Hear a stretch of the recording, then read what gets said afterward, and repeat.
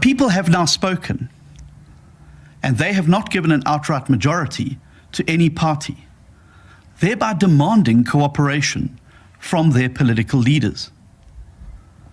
With this historic result, our country has arrived now at the next great fork in the road of our long and complex history.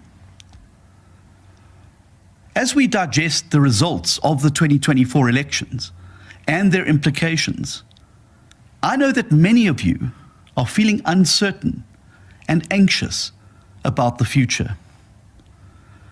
Yet it is important to remind ourselves that we have faced times of even greater anxiety and uncertainty before. Throughout our history, South Africans have overcome seemingly impossible odds together. We have done it before, and we must do it now again. Just over a year ago, I spoke to all of you from the floor of Gallagher Estate, where the final votes are now being counted. Following my re-election as the federal leader of the Democratic Alliance, I committed the DA then to forming a unified opposition bloc that came to be known as the Multi-Party Charter. Throughout the election campaign, I encouraged voters to support the Democratic Alliance and the Multi-Party Charter to ensure that we brought the ANC below 50% and were able to build a collective majority of 50% plus one to form a new government. While the DA grew nationally and in 6 provinces, the Charter unfortunately did not collectively achieve majorities at a national or provincial level.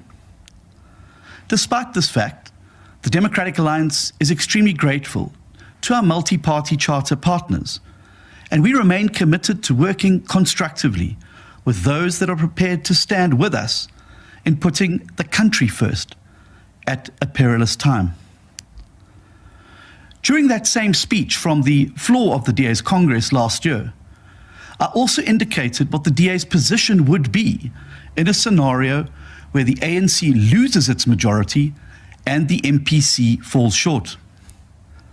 At the time, I said that if the scenario materializes, and I quote, "The DA will make it our #1 priority and do absolutely everything in our power to prevent an ANC-EFF doomsday coalition from taking power," unquote.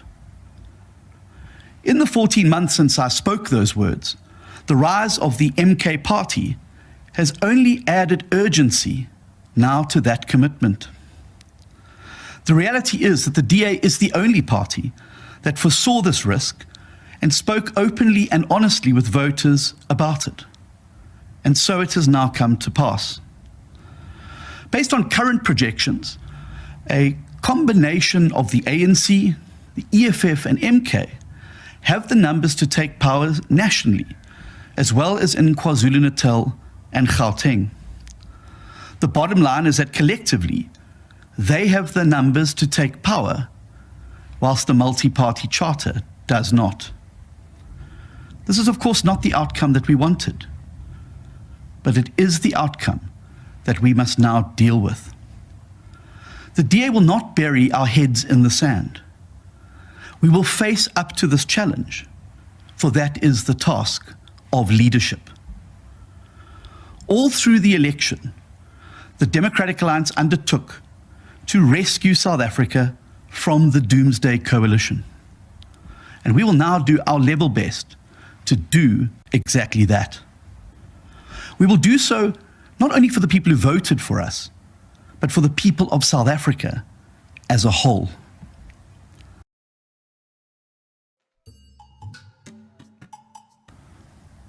I can today announce that the DA's federal executive has unanimously adopted a resolution to initiate exploratory talks with other parties that share a commitment to the South African Constitution, and to identify options for the formation of governments at a national and provincial level where no party has obtained an outright majority.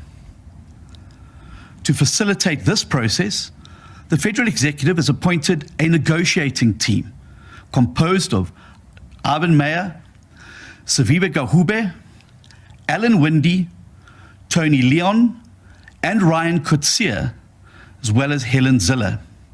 They will facilitate this engagement with other political parties.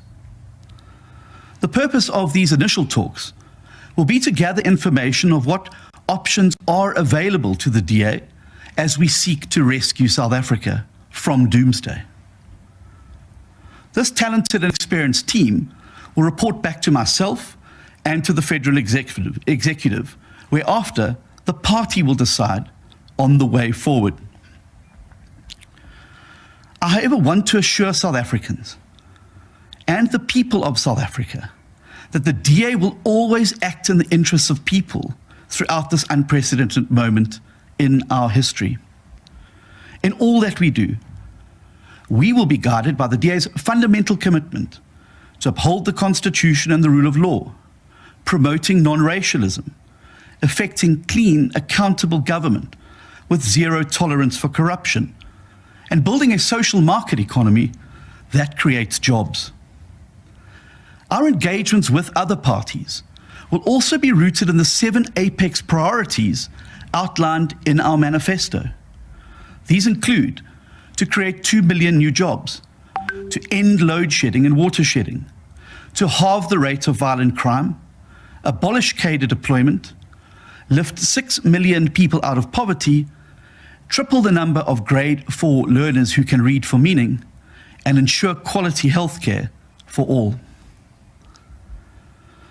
My fellow citizens, for the Democratic Alliance, burying our heads in the sand while South Africa faces its greatest threat since the dawn of democracy is simply not an option. Because before all of this, we are patriotic South Africans who love this country. And that is why we will not recoil from complexity or difficult decisions. Instead, we will approach these exploratory talks with cool heads and an open mind. We will meet the demands of history in this moment with the maturity and determination to live up to our campaign pledge to rescue South Africa. Like you, I am a South African first. The people who make up the DA are South Africans first. And we have learned from the past 30 years the devastating consequences when party interests are put before the national interest. So, if you are anxious or scared about what South Africa will look like following these unprecedented election results, I want to reassure you. I too am a father to 3 young daughters. And like millions of South Africans, I don't want them to grow up in a country run by a party like MK that wants to abolish the Constitution, which wants to subvert the judiciary, and that plans to expropriate private property and nationalize the Reserve Bank. These are the things contained in the manifestos of the EFF and MK, and they amount to an all-out assault on the Constitution of our country. They will cause untold unemployment, misery, hardship and hunger for millions of our people. And allowing this to just happen will set South Africa's flag and constitution on fire, just as the DA warned during the course of the election. This will signal the end of the South African dream that we all shared in 1994, and for which many, many people paid the ultimate sacrifice to see come to reality. I want to assure you that the DA will not give up on our Constitution or for a country that belongs to all who live in it, united in our diversity. Our Constitution now faces its greatest test since 1994, and the moment now calls for all patriotic South Africans to step up and defend our Constitution. The DA will answer the call of South Africa, and we urge all others who love our Constitution and all it represents to set aside petty politics and narrow sectarian interests and join hands now to act in the interests of the country that we all love. Our country needs us now, and we cannot let her down. Thank you very much. Okay, good. Ladies and gentlemen, welcome again to this particular episode. You can call me late in this particular, domain. Is it possible that the DA's, sentiments and allegations about salvaging South Africa, and that South Africa is headed to a day, and they are the only saviors, and that they have got the best interest of the South Africans at heart? I stand a little bit challenged. Yes, of course, and as much as the South Africa is trying to live up to the the beauty of its diversity, there is one thing that it's to be genuinely genuine. Let's just be genuinely genuine here. You see, South Africans have had a very long history of agony and an history of struggle, and in the name that you see that their rights, their values, their land was taken, literally snatched from them by the likes. Do not want to mention it here, you get me? And now that whatever choreographed move was between the ANC and the EFF and any other party that is black bound, should I say, would have been a success, so it wouldn't be a failure. So the coalition would be the way forward to see that this particular apartheid or separateness in South Africa has been taken care of. It was something that, let's say for example, the others, the others in this particular case, you get me, the fear of just not trying to be very controversial here, would not really want, because it will be like their properties will be confiscated. We've got expropriation of land without any compensation, and then also nationalizing of the bank reserves. In this particular case, it is something that, as we have just heard, that is it's detrimental, and they are not ready to get into that one. Remember, we have a certain percentage in South Africa that would be against the expropriation of land, property being confiscated, nationalizing of national bank, nationalizing of those particular, even the private reserves banks, and something that you see won't really augur well with these other with the DA, should I say, the DA affiliated followers.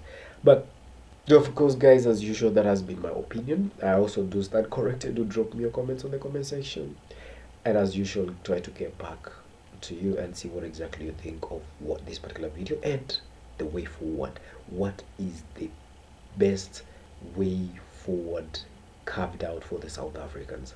Have now the South Africans really, the indigenous ones, gotten now the grip, or still it's a far-fetched kind of a narrative that they really need to work it up? And if yes, they get to have this particular kind of a rainbow kind of an alliance, what would be the structure of ruling South Africa? Is South Africa best suit for doom, or it is now in the right path, and the success is there for the South Africans? But again, guys, as usual, that is always my opinion. Do drop me your comments on the comment section. Let me know what you think. Until we meet up in the next episode, stay safe.